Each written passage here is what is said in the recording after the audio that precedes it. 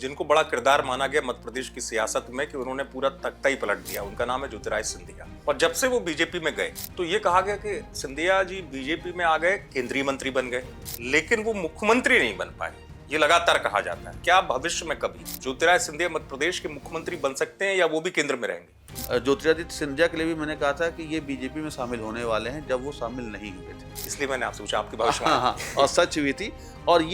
और मैंने ये भी कहा था कि ये बीजेपी में बहुत दिन नहीं रहेंगे, ये वापस कांग्रेस में लौटेंगे, ये भी मैंने कहा। अच्छा, तो जाने वाले हैं? नहीं, अभी नहीं जाने वाले, लेकिन ये लंबे समय तक बीजेपी के लिए नहीं है, रह नहीं पाएंगे, नहीं रह पाएंगे, ये इनको वापस जाना उसकी है। वजह क्या है? आपका विज्ञान क्यों कहता है ऐसा? उनका जब मैंने सिग्नेचर देखा तो उनका एक एज के बाद दिखा रहा है कि वो वापसी कर रहे हैं, जिसको कहते हैं घर वापसी।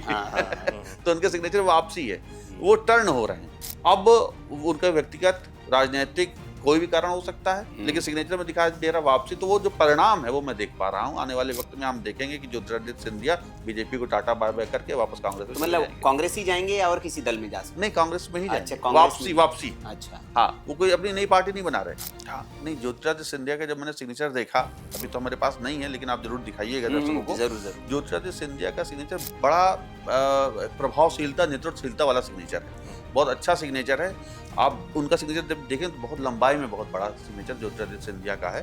चाहे कांग्रेस में आएंगे या अपनी पार्टी का नहीं बनाएंगे, लेकिन उनका जो कद कभी कम नहीं होगा। और आपने एक सवाल पूछा क्या सीएम बनेंगे, तो अभी सीएम बनने का कोई चांस नहीं है।